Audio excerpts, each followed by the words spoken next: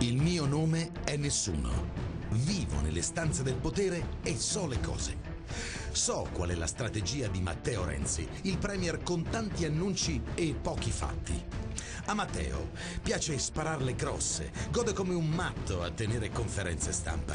Sa che finirà sui giornali, che tutti i cronisti che lo adorano dedicheranno titoloni alle sue imprese e gli italiani si dimenticheranno presto delle promesse non mantenute. Renzi gioca così. Dichiara qualcosa di esplosivo e attira l'attenzione dei media, per distoglierla da qualcos'altro. Non c'è che dire, la lezione di Berlusconi l'ha imparata proprio bene. Non ci credete? Guardate che cosa ha fatto con il segreto di Stato sulle stragi. Toglierlo non gli è costato nulla. In compenso gli ha regalato un sacco di applausi e pubblicità gratuita. In realtà è una mossa che non cambierà nulla. Pensate che adesso, dopo decenni, salteranno fuori i colpevoli delle stragi? Pensate davvero che sapremo qualcosa di più sulla storia oscura di questo paese? Vi sbagliate. Quella di Matteo è solo una bella trovata propagandistica, nulla di più.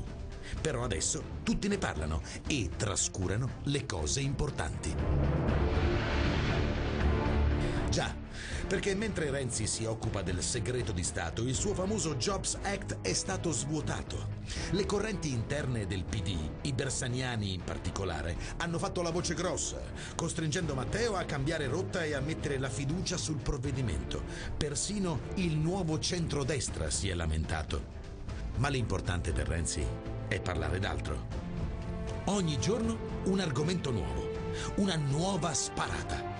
L'ennesimo annuncio per finire sui giornali, un turbine di promesse e dichiarazioni che bombardano gli elettori e danno l'impressione che il Presidente del Consiglio stia effettivamente facendo qualcosa. Attenti, Matteo non sta correndo come vuole farvi credere, sta semplicemente alzando un gran polverone, anche se resta fermo. Tanto, domani è un altro giorno ed è già pronta una nuova sparata. Fidatevi di nessuno.